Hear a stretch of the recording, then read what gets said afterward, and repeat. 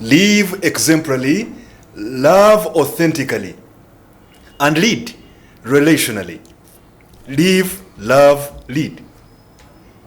This is the Inspired Family Leader program with Samuel A. Bakutana, your host, a certified executive coach, an award-winning leadership consultant, global speaker, and author, the president of Fathers Union in Uganda, and the CEO of Inspired Leaders International.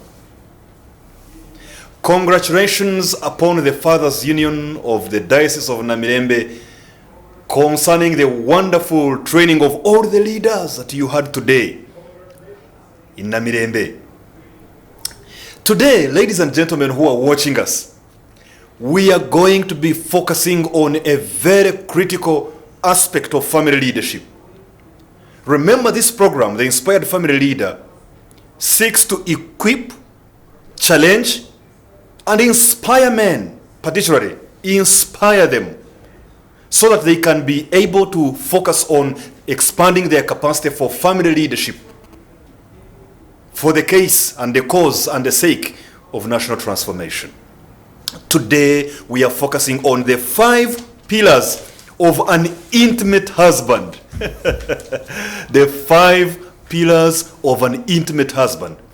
Thank you, everybody who has been watching this program. Today is episode 42. Episode 42. Thank you for watching this program every week. This morning, I was at Shoma Christian Academy, and I found there a lady who told me, you know what? My husband and I are always watching the Inspired Family Leader program every Saturday. And she said, my husband is always with a notebook and a pen taking notes. You are building our family and our marriage. I was excited and happy. And so I send out my love and greetings to that particular couple. To Mr. Obed and your dear wife, Noah Hereza. Thank you for watching this program. And today we are going to be equipping you on how you can be an intimate husband, or even an even more intimate husband than you have been. In the studio with me is none other than somebody who has been here before on this program, a man of wisdom, a man who is meticulous in the way he does his things, filled with knowledge and understanding, insight and prudence, ready to equip the people who are watching right now to ensure that our families are better. Mr. Collin Babirukamu, the Director of Government Services at NITA Uganda, the National IT Authority, Uganda. Collin, you're very welcome. Thank you so much. Good to have you here again. I am extremely excited to be here. This is the 3rd time, right? It's my 3rd time here. Yes. And congratulations on 42 episodes. Thank you very much. Congratulations. Thank you very much. I am Consistency delighted. matters. I'm delighted to be here. Yeah. Thank you very much. For the sake of those who may not have been here the other 2 times, would you like to introduce yourself, please? Yeah. Thank you. Thank you. Greetings to you all, our viewers, this evening, or even good morning. Wherever you might be in the world, or whenever you're listening to this. I really want to say, first of all, my name is Collin Mogasha Babirukamu, and as he's ably said, I am an IT guy, and I'm a civil servant, and I work for the government of Uganda through the National IT Authority. But I think very key for me today is to say that I'm a husband. Very important. And I'm a father of 4 children. They are right now watching on TV. I'm sure they'll have to go to bed at some point. Yeah. But my wife is also watching. My wife is Dr. Estella Mugasha. We've been married for 17 years now. Well done. And it's by the grace of God, I must say. By the grace of God.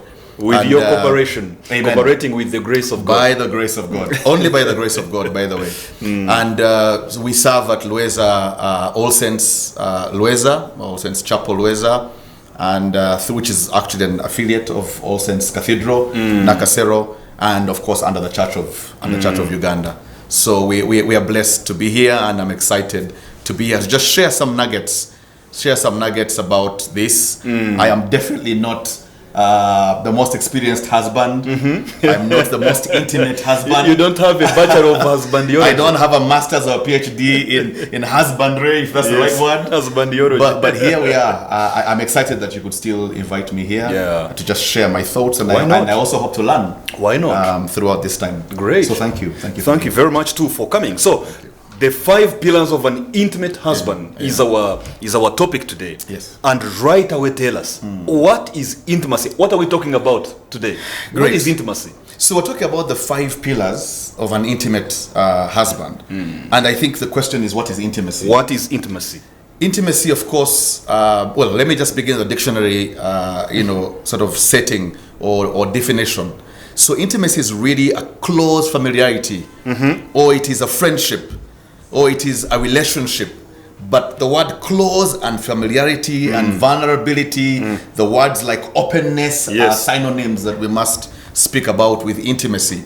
So the question is, intimacy really is something that has been mainly spoken about, especially in Christian circles, around sexual intimacy. Yes. But I think intimacy is much, much broader. As we are going to see. It talks about openness, it talks about friendship, it talks about closeness, it talks about walking together, it talks about close familiarity. Yes. And I think we'll be able to unpack that even better, as we go along. Okay. Yeah. Close familiarity. And friendship, yes. And friendship. Yeah.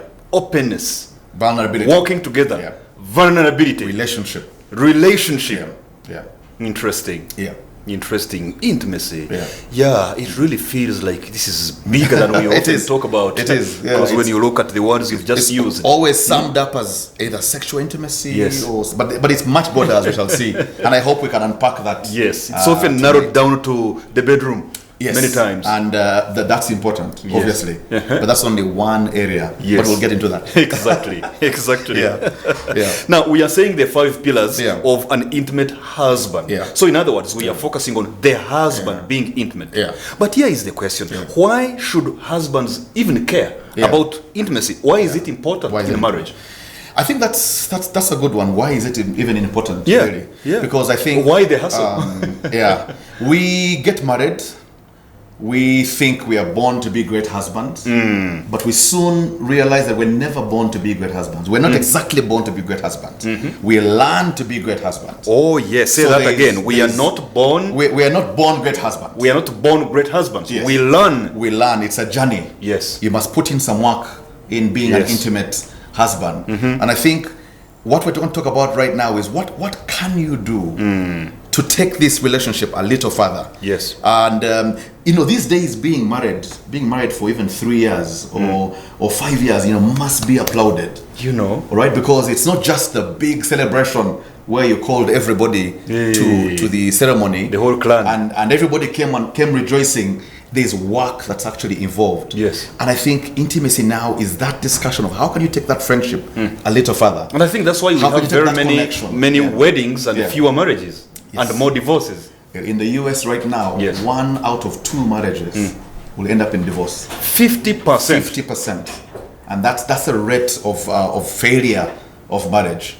And I'm no expert in marriage. I'll say I'm a student of marriage. I'm a student of intimacy. Yes. But also students are at different levels in the class. It's an institution. So it's been 17 years now of marriage. So I hope I could just share something that we have learned, my wife and I think hopefully husbands will pick up this. But it's extremely important because... why? Yes, because it's a journey. It's a journey that you want to take. Why should we be intimate? Because it's no longer just an issue of a big celebration and then you're a father in a home. It is how can you actually get this closer? And I think the 5 pillars, as we break them down, you'll begin to see why it's important to take a closer look, why it's important to be intentional about this, and why intimacy is a great ingredient for marriage. But let me also say this quickly. Intimacy is not just a marriage term in a sense. I think if we derive this is Church of Uganda Family TV. So the values of our program even today are Christianity. They are biblical. It's important to learn that even God himself, we usually say God is love. I think it's okay to even say God is intimacy or God is intimate. Because God is about relationship. God is about getting us closer. And I'll sort of break that down a bit further. Because right now the word intimacy could be sort of fuzzy. Yes. But if you realize in the book of Genesis, chapter 3, verse 8, you see God walking in the cool of the day. Yeah. And he's asking Adam, where are you? Or even Eve, where are you? Yes. It seems like there was a daily walk, possibly, yes. or a frequent walk that he had. They were intimate. They were intimate. They were close. They were close. They were After friends. creating everything and creating someone like him, he wanted to be close and intimate. Yes. It was purposeful. A close he friendship. needed to walk with him. He needed to make time for him. So intimacy is really intentional. Okay. And I think we'll talk about that. Okay. And the challenge I see is that most of us, the men these days, we have really been so socialized. Yeah. Or maybe I should even use the word conditioned, maybe. Yeah. But let me use socialized. Yeah. We've been socialized to hide our weaknesses, to appear to be so strong, to appear to be in control. Yeah. Yet now when you talk about intimacy, intimacy is encouraging openness. Yeah. It's encouraging showing your vulnerability. How can a husband who is in this society reconcile the two? Yeah. The social pressure of swallow a pin, sit on the apex of a knife and pretend there is no pain. Yeah. And then this other aspect of open up, be vulnerable, come very close. Yeah. How can a man in this generation reconcile the two? Yeah, I think that's a really good one. Because I think whenever we say intimacy, people think of it as a feminist or a feminine term. Yeah. I think it more looks like feminine. a softer term that men are not supposed to be. Please use the feminine, because I don't think there is anything soft about feminism and feminist. So use the feminine. Feminine, yes. I think it's not right. In fact, I think control, or men, maybe the word control is strong, but let's say leadership. Yes. And I think this program is about leadership. Yes. Men are leaders. We are the heads of the home. And so, in a sense, we're supposed to be in control of the home and the relationship. In that sense. Yes, in that sense. In the same way Christ and the church are. That's an intimate relationship. Do you realize that there's an intimate relationship there? In fact, we are seen as a bride for our Lord Jesus Christ. He's coming back for a bride. Yeah. So there's a connection. Collectively, as a intimate church. as a church. But even us as the heads of a house, we may be leaders, but there's no disconnect. There's no battle between leadership and intimacy. It doesn't take away, it doesn't make us weaker. By being intimate, by being vulnerable, by being open, by being able to make time and being able to, and I think when I break it down a little further in the pillars, I think it will begin to make a bit more sense. But I think there's actually no battle, there's no war, there's no conflict. There's actually no diversion of leadership. There is. I feel it in my heart. There is. They tell you a man doesn't cry. He doesn't cry. Oh my. And now intimacy says be vulnerable. Do you see the conflict? So it sounds like the conflict. It sounds like more of a cultural conflict. More or less, because when I say socialized, that's more of the cultural kind of construct. It's cultural. And I hear you, because I remember one day, and this is just a brief one. Yes. I think I lost someone very close within the family, and you can't believe it's been 13 years now. But I remember a friend of mine who tapped me when I was sobbing away after losing someone very close in the family, and he told me, "Don't cry, Collin. Yes. Be a man. Be a man. Be a man." So in other words, being a man is equated with not suppressing your emotions, not showing weakness, not opening up, not being open, not being vulnerable, all the words we being use. Intimate. Yes. So it actually connects. So that's why I'm telling you, how do we reconcile that? I remember that statement, but I think that is not right. I think men need to be allowed to be themselves. We cry, of course, we do. And I really hope, Samuel, you're okay to express yourself and cry sometimes. I do, and I am proud about it. But it's not very cultural. Of course, it's countercultural. When you look like you're weeping, and you're crying, and you're being too open, yes, everyone says, "But is he still man enough?" I just decided to be in the Jesus culture, because the shortest verse in the Bible is John 11:35 that says Jesus wept. He wept. So if we are Christ-like and he wept, it should be allowed for us to weep. But I think there's no disconnect between intimacy and being open and being vulnerable, and I think we'll talk about those. So now but this it's tendency, a culture of fear. It really is. So this tendency, to hide weaknesses. In your view, how does it interfere with the husband's ability to experience real closeness, especially with his wife? that tendency of not showing of not opening up, not being vulnerable, not wanting to come so close. That tendency that society has tried to impute into a man. How do you think it may interfere with a man's ability to experience real closeness with his wife? It will, and it always does, because we have been boxed now in that cultural norm that we shouldn't be weak, or maybe the word weak, maybe we shouldn't be vulnerable, we shouldn't be able to open up. And I think for instance, I'll talk about one of the things. You want to be able to open up to your wife about things that you may be struggling with. You maybe want to open up, and of course, that requires wisdom, isn't it? It requires wisdom. What do you mean? What do you mean? I mean, it requires wisdom. Do you mean I open up by not opening up on something? You've got to be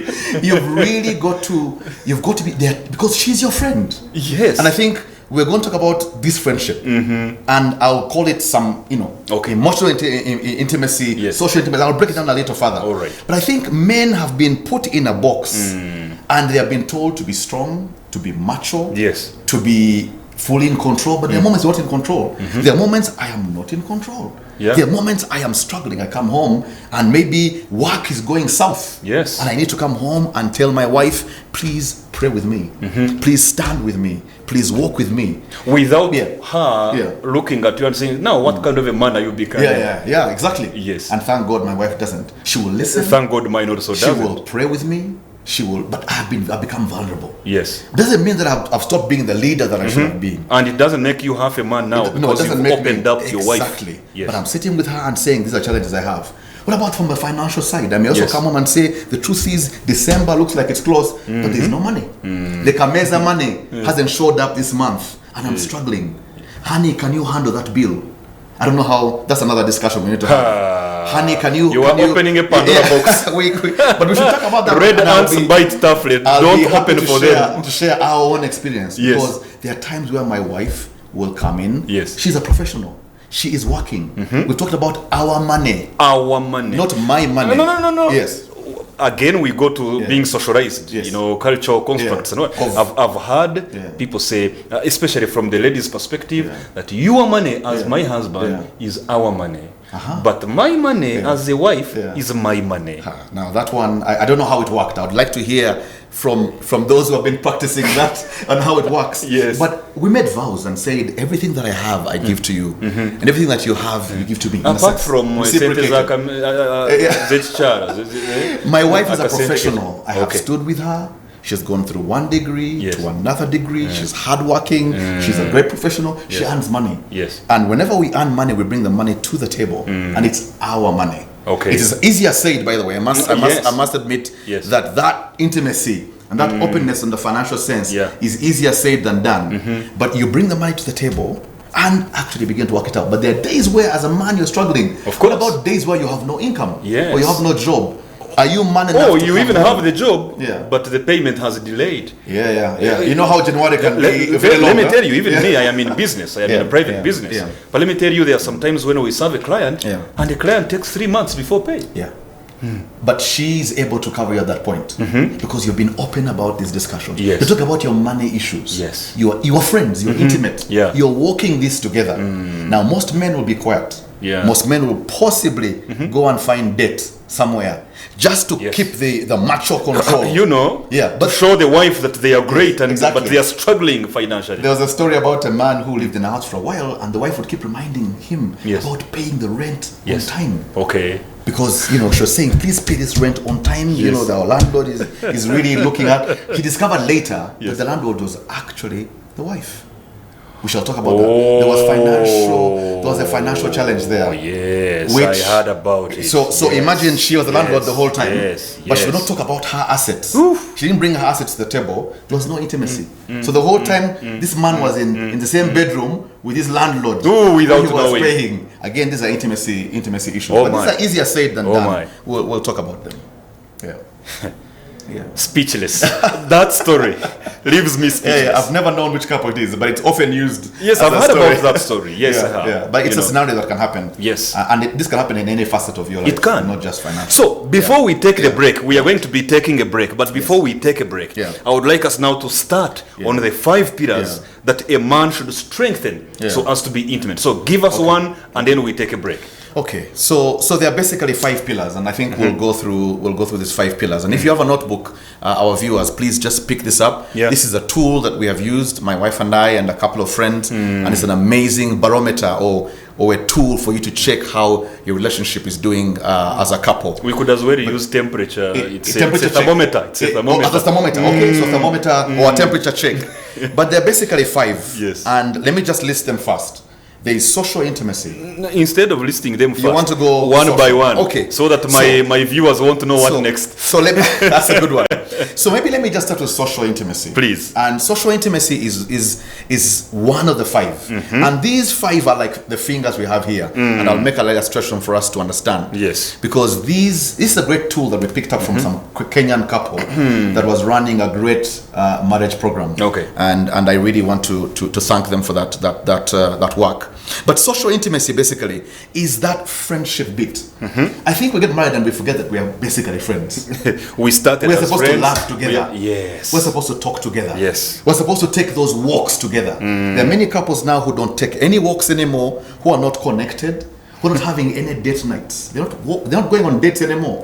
You are dating this woman. Wait. Yes. Did they ever have dates to begin with? Well, I hope they did. You know, when you're trying to please a girl, you do everything possible. You will try your best. They open doors for these women. They pulled chairs. I was told to be very consistent. If I begin opening doors, I need to keep opening those doors. Yes. In marriage also.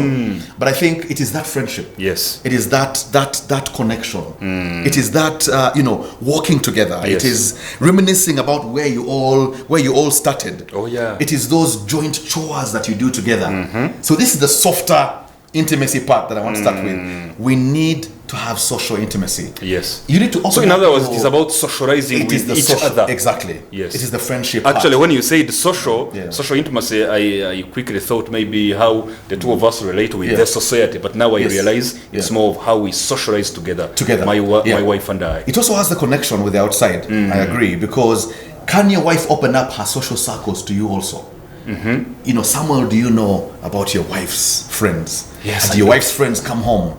And does she know about your friends? The moment you begin to open up your circles to each other, and oftentimes also have common friends together, that is now building social intimacy. Yes. Many couples sometimes even may begin to transition from some of the old friends they had when they get married. That's true. To friends that they agree. Mutual friendship. Mutual friends. And that is one element. So that's social social I want to call intimacy. that social intimacy. Yes. But it's the friendship. Fundamentally, it's the friendship. Really, it's the laughing. We're not talking about anything. We're talking about me and you. Are we friends? Can we reminisce about the old days? Can we take those walks like God was looking for with Adam? Yeah, this week on Monday, my wife and I, we did a lot of reminiscing about our wedding. Oh, wow. This Monday was our wedding anniversary. How many years now? Well, we stepped into the 14th. Well, great job. You're chasing up. By the grace. You're now a teenager. We stepped into our 14th year. You begin to even watch that video. So we got our wedding album. There you go. And we sat down for 1 hour. And we looked at each picture, looked at each person that attended the wedding, talked about it. It was on Monday when I remembered that our cake, our wedding cake, was the map of Uganda with the flag, with the colors of the flag. That's a new one. And that's a new one. But imagine the patriotic me. But imagine the intimacy that you are building. Yes. The friendship. It was awesome. There was nothing. There was no cost. Awesome. There was no dependence. You were just reconnecting. Yes. Man and woman. It was awesome. I call that social. It was awesome. We went out. We did a lot of swimming. We sat on a tree and talked. We played some game. No way. They know it's a tradition in our family. For the last 13 years. No. Yeah. So wedding anniversaries, it's her and I, not the children. Everybody else will wait. Yes, and they know it. The kids weren't there when you got married. So they were not. So I think social intimacy is my first. Yes. My first one. Can you just be friends together? We walk together. My wife and I walk our neighborhood together. Okay. And throughout the COVID time, we just did walks around the plan together, but it was amazing. Some man who is watching you would say, it's because you live in a safe place. My neighborhood is bad. We can't walk. They are thieves. They will hit us. And that's a serious concern. Or maybe it's just an excuse. It could be. But I think make the time. We are taking a break right now. Yeah. And when we come back, we will be looking at pillar number 2, that a husband needs to strengthen in order to be a husband worth being called an intimate husband. Can you imagine? Just think about it. You pay rent on time every month, only to later realize that your wife was actually the landlord. She just set it up, built a house without knowing, made you move into that house and said, honey, we've found a better house. You moved in. And then she had somebody who manages the property, who keeps coming to collect the rent on behalf of a certain landlord you don't know, only to later realize you've been sleeping with the landlord in your bed. Wow. Issues of intimacy. Welcome back. The Inspired Family Leader program. And today we are talking about the 5 pillars of an intimate husband. And we have so far talked about one of them, social intimacy, about friendship, being able to walk together, to talk together, to laugh together. Social intimacy. And with me in studio is Collin Babirukamu. Let's take it on to point number 2. Yeah, thank you. So point number 2. So we said social intimacy was number 1. And I think that's a great foundation to be able to be friends, to be able to walk together, share together, laugh together. If we switch the gears to what I would call emotional intimacy now, this is the second one. Yes, emotional intimacy. And again, this is a tool that you know, I hope you can all write down where you can, and many of you have used this tool in some of your training courses. But basically, emotional connection is and this emotional intimacy is really a heart-to-heart connection. It is a deep conversation from the heart that we need to begin to have. Remember the time I talked about vulnerability? Yes. I've said openness. Yes. It's not just to take the walks now and talk about politics and talk about soccer. But it is now talking about the fears that you might have. Talking about the joys, of course. Yes.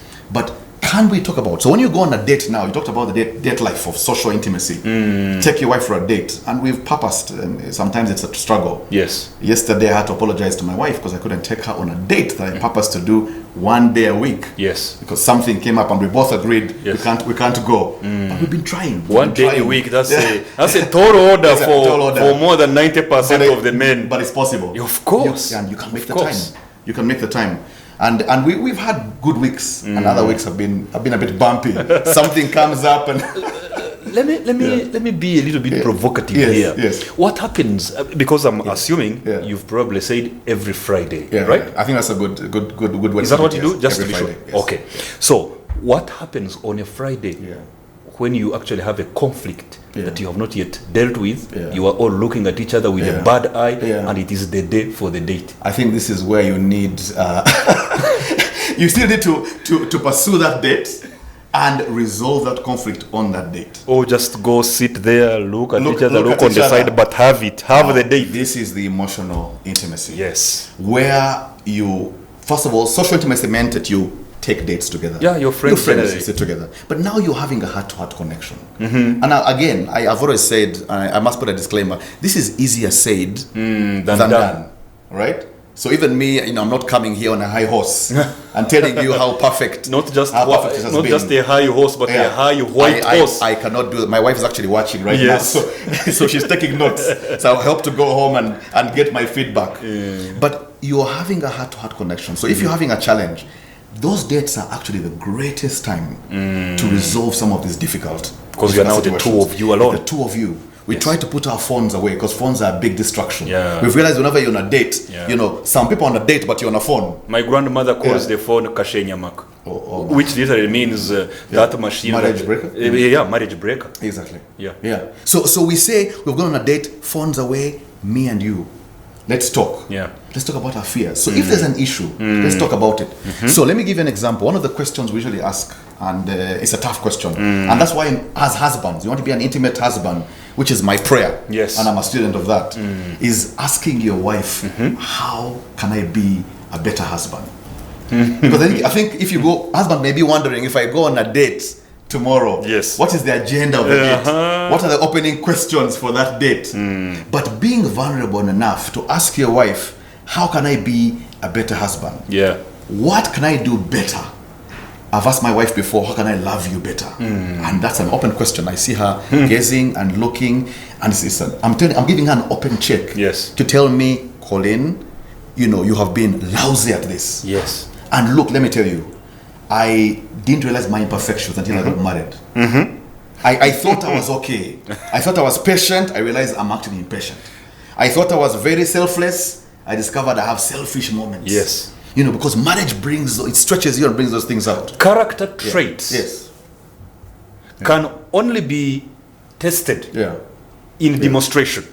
Or maybe I say it the other way around. Yeah. Can only be demonstrated when tested. Yeah, when tested. Yeah. And marriage is the greatest environment. Oh for that. my. Yeah. So now you're on a date and you're asking, you want to get intimate emotionally. Yes. This is no longer about friends. It's no longer about anything. Yeah. It is me and you. Heart-to-heart connection. My friends. Deep conversation. Deep conversation. Difficult conversations also Yeah. at this point. Yeah. When I ask you and ask my wife, how can I love you better? I'm actually giving her a free and safe environment. Yes. For her to critique my performance as a husband. Oh. So to bring up the KPIs of the marriage, the key KPIs performance on the indicators. table. We agreed on some of these things. How are we doing? Yes. And let me show you something here. Yeah. There is this piece of paper here. Okay. It is always in my diary. It's been in my diary for the last 2 years. Yeah. In every diary, it's in there. Yeah. This was January 30th, 2021. Yeah. So that was on our wedding anniversary. Wow. January 30th. 30th is our wedding anniversary. Yeah. So it's been in my diary in 2021, in 2022, and now you see it's already in my diary of 2022, Yeah. 2023. And the KPIs. Yes, and this is something we sat down and Charity. with my dear wife Charity. Yeah. And I put myself on the table, and she put herself on the table, Wow. asking, "How am I doing in this? Yeah. How am I doing in this area? How am I doing in this area?" Yeah. And we had this simple tool. Each one of us filled it separately, and then we came together and shared our answers. And we saw where answers were different, where answers were the same. So now I have this every day, and I keep checking there. How am I doing in this area? She said this. So what is happening? How far with that promise? Yeah. Amazing. And as you can see, some places have even ticked, others have put some numbers to know what is happening, and so on and so forth. You see, somewhere where she said, I think we need to purchase this and this and this. I'm ticking You where may I need have to share that purchased. template. Because You get it. I have not been as I structured am as you are. telling you, it gives you key performance indicators for your marriage. These things should not only be in our organizations. Vision, mission. What is the vision of your home? What are the values of your home? What are the key performance indicators of your marriage? It doesn't only have to be done in a business company, but also in a home. Just to really add that concerning what you're talking about, really the emotional intimacy. But I still think you should share that template with us men, because we need to bring some structure to this thing. Oh my dear, And it was my a wife- 3-hour session. My wife calls it strategic planning at the beginning of the year. Yes. And and she actually, was intentional about it. And I followed up with her. We sat down. We took some hours away just to write down the things that we want to achieve. Yes. And I think I need to go back now and actually put them in a nice structure like you've done. But quickly, emotional intimacy. So let's first track it now to the third. Yes. Yeah. So the third one is financial intimacy. That is where write it down. the rubber hits So we the talked road. about social, the friendship. We talked about the emotional, intimacy. Yes. The heart-to-heart, deep conversations. You're right. The Yes. fears and longings. Yes. But now there's the financial intimacy. Yes. And I think this is one where even culture has really held us down. I said, how can you talk about money issues? How do money matters become an issue? But I'll tell you, we talked about divorce in the USA. Yes. And I need to get the statistics now for Uganda. But there are more and more divorces in Uganda now than ever before. Yeah. Our wives are also more emancipated. Of course, they're more financially free. Yes. And we have discovered very clearly that money and sex, Yes. you could maybe say communication. So you could say communication, money, and sex could be top 3 factors, which when Actually, down, it's not that they could be. They are. I am aware of a research that talked about the top 10 marriage problems globally. Yeah. And communication was actually number 1. Poor communication, a breakdown in communication. Always just it was number 1. Yeah. And then they also came up with the top 10 marriage solutions. Yes. Again, communication was number 1. And like you rightly put it, sex and money were in the top 5. Yeah. Someone once said that communication is the currency of marriage. Yes. And communication encapsulates most of the things we're talking about today. Yeah. But money matters. Yes. Samuel. Money matters become an issue. Is there intimacy between couples on financial matters? Do you budget together?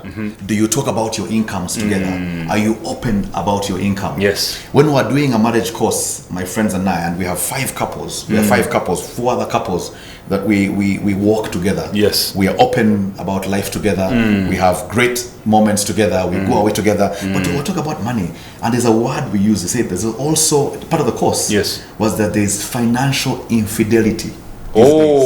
Financial unfaithfulness. Financial unfaithfulness and financial infidelity. And what we should be seeking right now is financial intimacy. It is, can we talk about our money? Remember, it was our money, isn't it? Yes. If it's our money, let's talk about our money. Let's talk about what your income is. Let's talk about what your assets are. Today, and I'll be open about this. You know, when I married my wife Estella, I had a few small, assets as a young bachelor. But when I got married to her, I promised her that every asset we have, tangible, especially property, would be in both our names. Yes. Right? Thank you. It's our Exactly. thing. I went and changed, and she will testify. I changed all the small little properties we had into both our names. Okay. Till today, every property, including the ones in Rokunjiri, in my home and your home, in my village home, where we have, been over many years trying to build the house, it is in our names. Together. So financial intimacy. And I think that's extremely important. And it's a big challenge. Not everybody's been built to open up about. I think it's one area where you need to come back here and we have a special conversation. We go lower on that. Yes. So number 4 is sexual intimacy. And obviously, for many reasons, I can't delve too deep on TV. We don't know who's watching, but we don't know who's watching and who will watch later. But all the intimacy that you've had, the social, the emotional, the financial, build up greatly to a good sexual intimacy. When you open about your money, you'll be amazed how your sex life will be better. Say that again.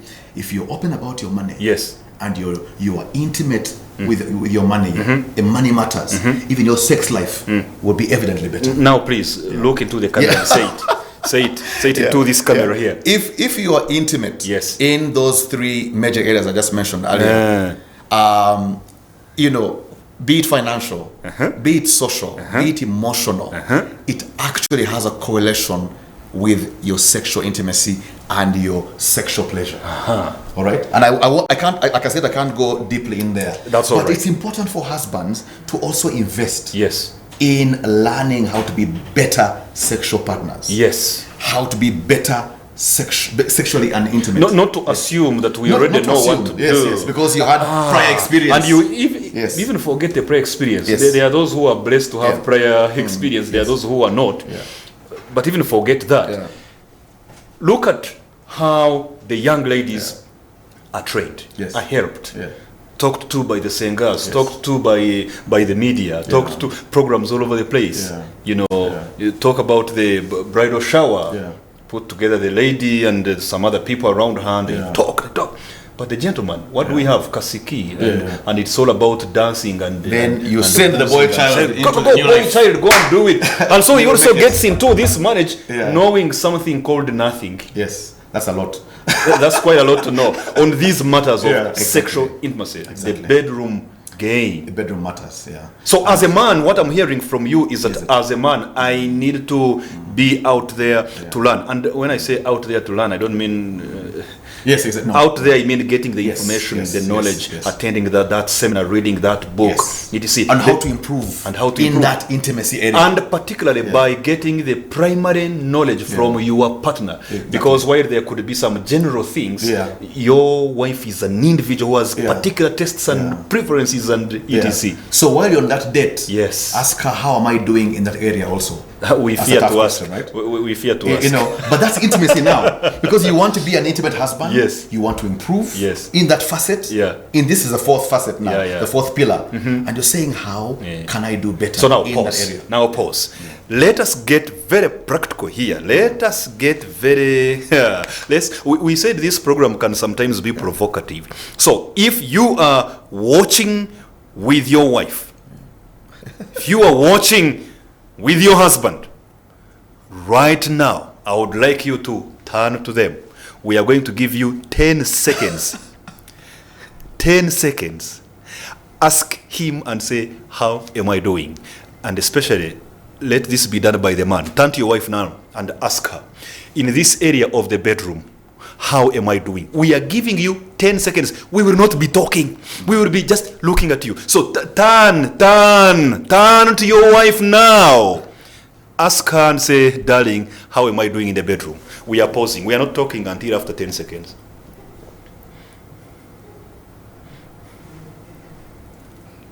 Are you talking?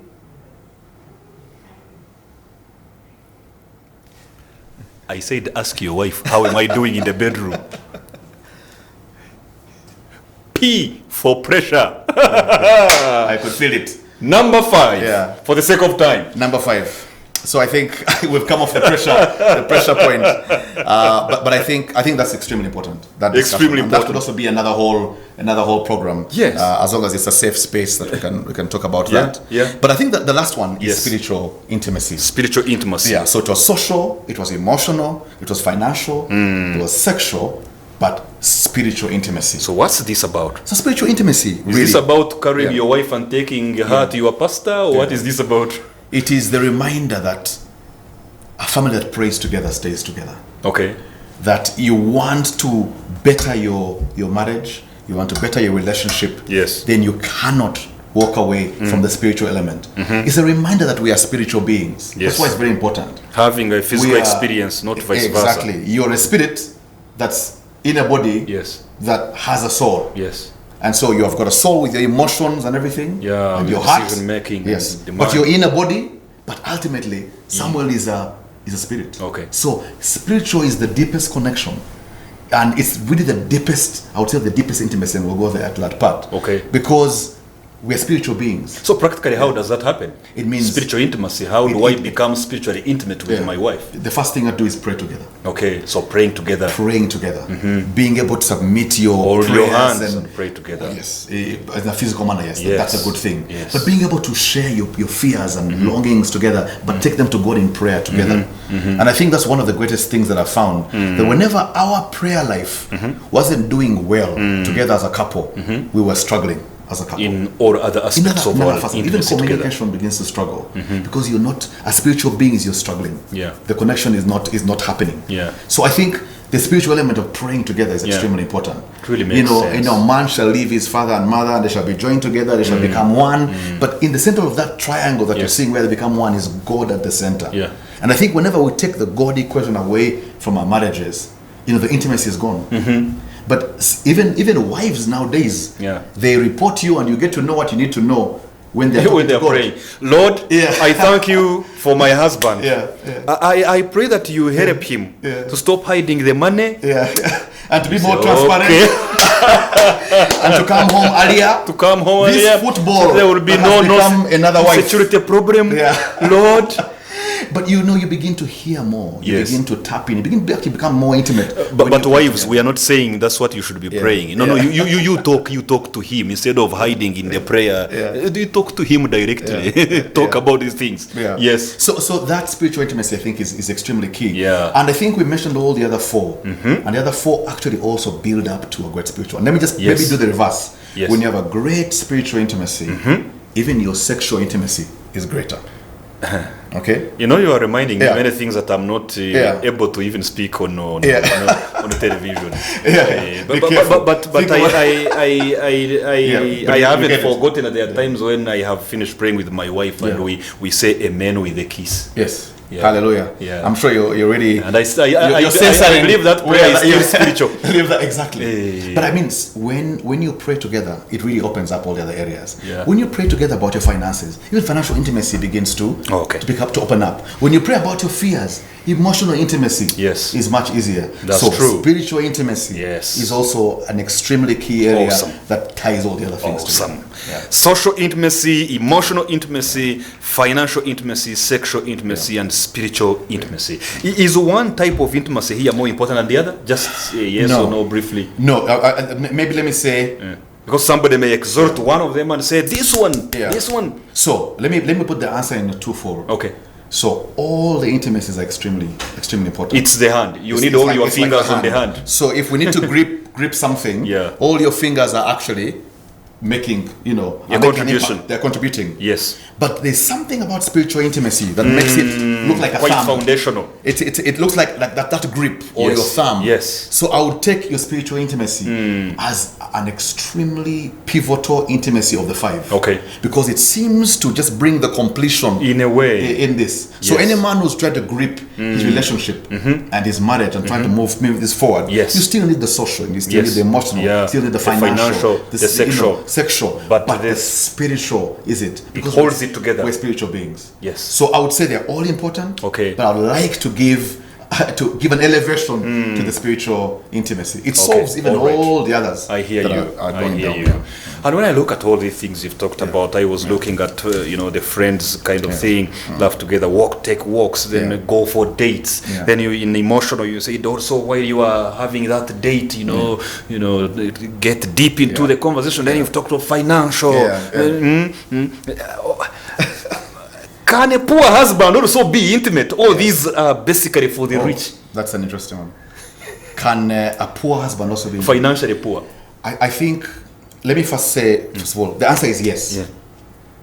Poor or rich or less financially able, there must be a better word for that. Okay. Is it doesn't really matter. All right. I have seen intimate couples that don't have much. Yes. I have also seen those who are well resourced with finances. And there is no intimacy at all. The men are busy. Yes. Or the husbands are busy. Everybody's trying to make money. There's no intimacy. Yes. There's no time given to relationship. So I don't think money exactly correlates to intimacy. Okay. But doesn't money facilitates. Availability of money oil the money facilitates. Okay. Talk about going on a date. Yes. Going on a cruise somewhere. Or going on a holiday. Exactly. Hallelujah. Money is a great resource. When I told you we were looking at an album on Monday, we were not looking at it from home. We were somewhere else. You were somewhere. And we paid money. But even the man who may be at home, having homemade popcorn and some juice at home, may really make the best out of that man. Thank you. So the answer is yes. Okay. Poor, all right. Or rich or less. So whether you have a lot of money or you don't, intimacy is something that you can get better as a man. Now, as we almost come to the close of this, and there may be some precautions that a man should take, especially in a world where some husbands did their best and became, intimate, but this was used against them by their wives. I know one who was so intimate and open about the finances and the details of the bank account were shared, and then this woman went and withdrew all the money and went abroad and left the money here. So are there any precautions in a world where the husbands, some husbands became intimate and they burnt their fingers? Oof, that's a tough one. Oh, even by the way, even the wives, maybe they became intimate and their fingers were burnt by their husbands. So it is true that it comes with a risk. Okay. It does come with a risk, being able to come out of our usual shell as men and being able to open up about difficult moments. Yes. Let me put it this way. Women need to really provide, or let's say wives, also need to provide more grace. There needs to be more grace for husbands, because we're not perfect. We are not, of course. Not perfect. Nobody is, including the wives themselves. And I discovered that when I got married, I discovered my imperfections even greater. So you thought you were... I thought I was okay. You were so bold. I thought I was fine. You were so brave. But now I know better. Yes. And I'm trying to calibrate. And but there's a risk. I think marriage is a walk of faith. Yes. And intimacy is also a walk of faith. Yes. You basically open up, you get vulnerable, you choose to become better friends and take the journey together in all those facets as a walk of faith. And there will be risks. And in fact, intimacy has been abused, has been misused many times. Right? But I think it's a prayer for all those Okay. who are listening. Yeah. That when, especially let me just, Everything is a risk anyway. it's a risk. Even It's a being risk. alive is a risk because you risk Yes. dying. But I would like to say that the risk of going intimate outweighs the risk of not being intimate at all. Okay, the benefits the benefits of being intimate Yes. Exactly. outweigh the risk I think involved that's in that's intimacy. the best way to put it. Actually. Okay. So the benefits are. So please, it's a walk of faith. Get in is. there. Yes. I think you can never have all the answers, but walk in there and move. Okay. Yeah. And I realize as you were talking, I realize it really takes two to tango. Yeah.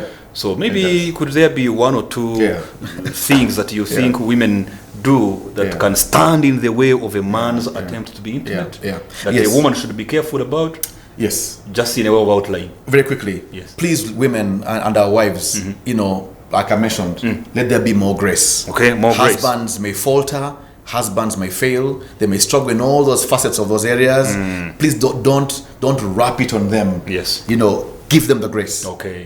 Be graceful. Okay. Because neither are we perfect, neither are you perfect. Yes. Number two, I think a lack of patience. I think men have been trying. Sometimes men are trying to do better. Yeah. But the things that he promises to do, he doesn't do today. He falters again. It comes back to grace, but be more patient. And again, women, please please bring your 100% also. Okay. The man may be bringing 70, 60, maybe trying to get it, but bring your best to the table also. Okay. So if I had to speak to women, I would say, please bring your best to the table. He may be struggling, but bring your best to the table. Okay. But lastly, men also have needs.